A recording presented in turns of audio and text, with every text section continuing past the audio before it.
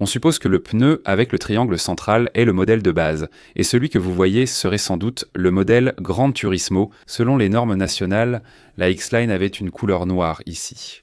On a vraiment l'impression d'avoir un mini Telluride. Vu de face, c'est un Sorento, et vu de l'arrière, c'est un véhicule électrique 5. Tous les éléments de design réputés réussis chez Kia sont présents sur le Seltos, d'où l'idée de rébellion que vous avez évoquée. Je suis également d'accord. Je pense que la couleur que l'on verra le plus souvent sur les routes en Corée, c'est celle-ci. Comme vous voyez, ça part du toit et ressort ainsi. Où avez-vous déjà vu ce design? Vous l'avez vu sur le véhicule électrique 6, n'est-ce pas? Ce genre de design se retrouve sur le Seltos. La couleur que vous voyez en ce moment, c'est le Gravity Grey. La couleur Ivory Silver, c'est celle-ci. Elle ressemble un peu à du gris, mais c'est en fait un olive foncé. Ceux qui ont fait leur service militaire vont sûrement dire « Et ce n'est pas la couleur de l'armée ?» Ça donne vraiment une impression très forte.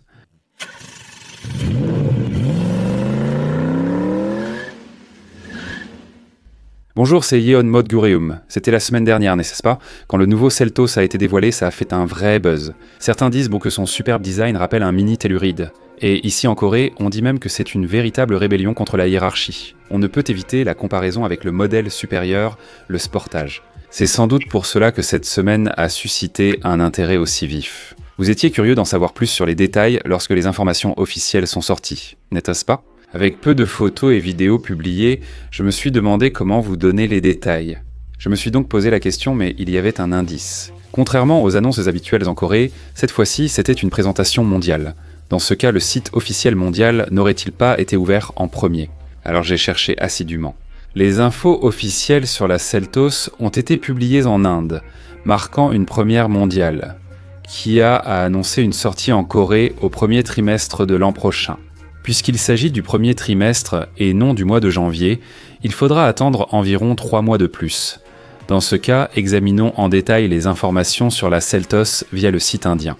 De véhicules roulent magnifiquement. Vu de face, on reconnaît bien la Seltos, mais de l'arrière, elle ressemble tellement à le véhicule électrique 5 qu'il essaie difficile de les distinguer. On a presque l'impression que la prochaine génération de la Seltos sera aussi un véhicule électrique. La nuit, il suffit de la voir une fois pour que chacun reconnaisse le véhicule. Découvrons la nouvelle Seltos. Tout d'abord, voici à quoi ressemble le design avant. 2 designs ont été dévoilés la semaine dernière en Corée. La calandre du modèle standard avait un design vertical. Et l'autre design, c'est celui que vous voyez maintenant, qui ressemble à un losange. Personnellement, à cause de ce motif en forme de crochet aux extrémités, il donnait une impression vraiment forte, non seulement de jour, mais aussi de nuit. À l'intérieur du feu de jour à LED, 3 éléments verticaux ressemblaient à des phares, mais ces derniers sont en fait placés en haut et en bas.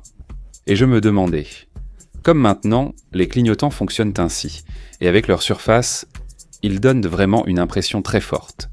Donc si toutes les lumières s'allument comme maintenant, il suffira d'un seul regard pour que tout le monde se souvienne que c'est une Seltos. Voici le design des jantes, mais on dirait que vous les découvrez. Voici le design des jantes dévoilées en Corée, un motif à 3 branches, forme carrée et motif triangulaire central. L'harmonie entre carré et triangle illustre le design Opposites United selon Kia. Même si ce sont des designs opposés, ils s'harmonisent plutôt bien à leur manière. Le design actuel diffère un peu, n'est-ce pas? Celui présenté en Corée était similaire, une ligne X, mais en noir. Le pneu de 18 pouces présenté ici a des jantes en alliage cristal clair sur fond noir. Selon le design officiel, le pneu avec triangle central serait la version de base. Celui-ci correspondrait à la version Gran Turismo. Selon les normes coréennes, la X-Line était en noir ici. L'étrier citron vert ou fluo, inédit en Corée, marque vraiment les esprits. Lorsqu'un tel élément est ajouté à ce segment, il donne une vraie impression de performance. Aujourd'hui, même les petits modèles ont des pneus de 18 pouces, ce qui est imposant pour la taille du véhicule. Parlons maintenant des portes. La porte auto-flush courante sur les voitures électriques est rare sur les véhicules thermiques. Avant, il fallait te mettre la main pour ouvrir, mais maintenant, la poignée reste cachée comme un modèle dissimulé et seule la partie arrière se soulève lorsque la porte est actionnée. Bien sûr, ce type de système est plus avantageux du point de vue de l'aérodynamisme, mais il peut être un peu moins pratique à l'usage. Cependant, en termes de finition du design, cette solution est sans doute meilleure. Pour l'arrière, Pünsdorfer, pas besoin d'explication. C'est juste le véhicule électrique, 5 électriques. On peut vraiment dire que le design est très réussi. Le design de ces feux arrière est similaire à l'ancien. Leur prolongement vers le bas donne un aspect plus imposant et fait paraître la voiture plus grande. Et personnellement, ce qui m'a un peu surpris, c'est le volume de cette partie. Regardez comme ça ressort. Le volume est vraiment impressionnant, la portée des feux de position semble aussi avoir été allongée. Pour le design seul, le terme rébellion me paraît vraiment approprié. Ce design en forme de poche est élégant et donne une impression mignonne. À l'intérieur, un réflecteur restait caché, alors que dans le design précédent, il était à l'extérieur. En plaçant le réflecteur à l'intérieur de cette poche, on a l'impression que la flamme jaillit du propulseur d'une fusée, et la forme du réflecteur rappelle aussi celle d'un véhicule haute performance. Si l'on juge uniquement sur le design, un tel design n'existait pas sur les petits véhicules. Ce design en forme de poche qui s'harmonise avec l'avant montre vraiment un haut niveau de finition, même en le regardant à nouveau. Le design de Kia, désormais Kronxen propose les plus beaux designs même sur les véhicules de petite taille. Et voici à quoi ressemble le toit ouvrant double qui n'avait pas été dévoilé en Corée. Il s'ouvre à l'avant, il y a un petit cadre au milieu, et comme il est divisé à l'avant et à l'arrière, on l'appelle toit ouvrant double. Comme il est sans placer au-dessus de la tête du conducteur et des passagers de la deuxième rangée, cela augmente la sensation d'ouverture dans un véhicule compact et réduit l'impression d'étroitesse. C'est donc un avantage certain. Vérifions aussi l'intérieur intrigant. Seulement 3 photos ont été montrées en Corée. C'est pour ça que j'étais encore plus curieux. Oh, le siège était à l'avant, puis il a reculé. Quand on ouvre la porte, le siège se déplace ainsi vers l'arrière. Une fonction pratique est proposée pour faciliter la montée et la descente du passager, comme ceci. Avant, ce genre de fonctionnalité n'était proposé que sur les véhicules grandeur. C'est pourquoi à chaque nouveau véhicule, beaucoup demandent sur la chaîne. La fonction Easy Access est-elle disponible? Force te le dira. Soudain, ce souvenir me revient. Une question fréquente des consommateurs coréens, le siège est-il ventilé? Le porte-gobelet est-il propre et rangé? Vérifions ensemble. Voici à quoi ressemble le porte-gobelet lorsqu'il est sans fermer. Si vous appuyez dessus, il s'ouvre avec un couvercle coulissant. Habituellement, si vous le refermez, cela permet de garder l'intérieur bien rangé et propre. Lorsque vous souhaitez boire une boisson, il suffit de faire glisser et 2 porte-gobelets apparaissent. C'est vraiment bien organisé. En regardant maintenant, cette partie diffère du modèle national. Les photos publiées en Corée montraient le porte-gobelet sans couvercle. Et ici, il n'y avait pas de bouton Kia, pas de molette Kia. Sur la version présentée en Corée, cette partie n'existait pas, la molette Kia a été remplacée par un type colonne électronique, et il n'y avait pas de bouton de ce côté. Je pense que ce sont des différences qui distinguent aussi probablement la version internationale. Après tout, sur des marchés comme l'Inde, où le prix est important, un design plus économique est proposé. Une motorisation permettant de réduire le prix, y compris le diesel, propre aux petites voitures, est proposée. L'écran panoramique qui m'intriguait ressemble à ça. En Corée, il semblait un peu plus petit. Je voulais surtout voir comment fonctionne précisément cet éclairage d'ambiance, ce qui n'était pas très visible. On le voit clairement sous la boîte à gants, et on l'aperçoit aussi côté conducteur. C'est fourni des deux côtés, on le voit ici, si vous regardez maintenant, c'est bien présent des deux côtés comme ça. Et il y a la climatisation automatique à 2 zones. 2 zones, cela signifie que vous pouvez régler séparément de chaque côté. Certains d'entre vous se demandent peut-être s'il y a des bouches d'aération à la deuxième rangée. Avant, les petites voitures n'avaient pas de climatisation pour la deuxième rangée. Le mode 2 zones permet de régler séparément la température côté conducteur et passager avec des aérateurs à l'arrière. Mais il n'y a pas de réglage de température pour l'arrière, n'est-ce pas? Enfin, une information que j'attendais avec impatience est révélée. Cette fois, lors de la présentation en Corée, les couleurs ont été annoncées. Cela m'a rendu encore plus curieux, mais même si on nous a dit quelles étaient les couleurs, on ne nous les a pas montrées. Le Seltos est proposé en 6 couleurs brillantes et 2 couleurs mates en Corée. En Corée, les couleurs Snow, White et Pearl ont été dévoilées. Voici leur apparence, regardons-les. Oh, c'est intense. Je pense que c'est la couleur qu'on verra le plus souvent sur les routes en Corée.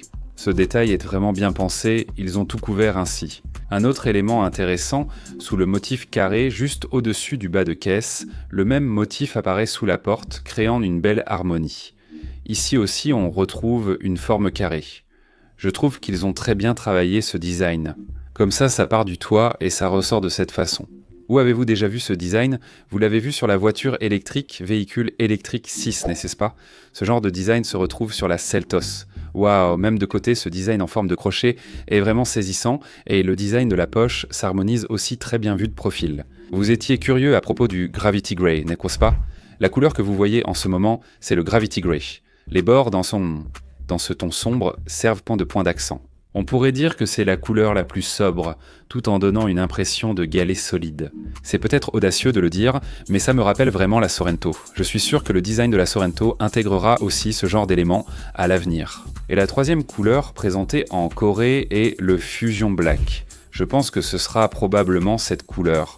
Ah, d'habitude sur les petits véhicules compacts, le noir n'est pas très choisi parce que les couleurs foncées font paraître la voiture plus petite que les couleurs claires. Voilà à quoi ressemble la couleur noire. Eh bien, c'est entièrement noir, vraiment très noir.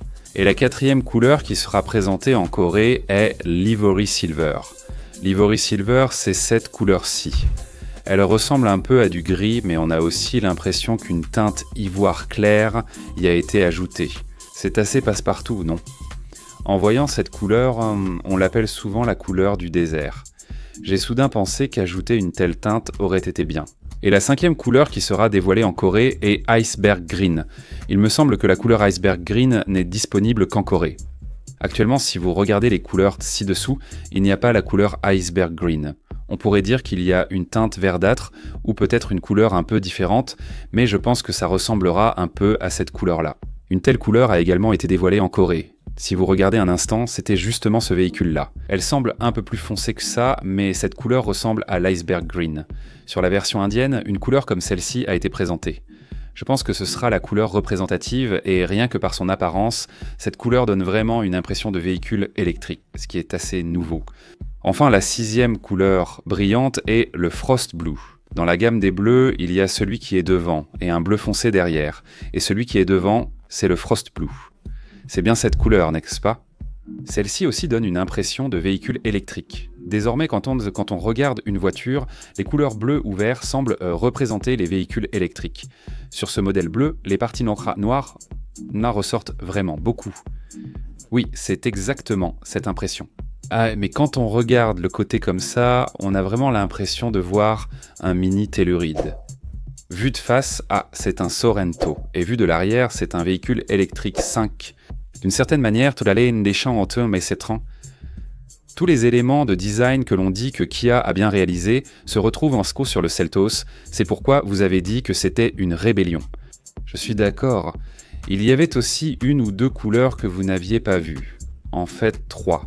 La première, c'est cette couleur olive foncé. Ceux qui ont fait leur service militaire vont sûrement dire « Eh, c'est pas la couleur de l'armée ».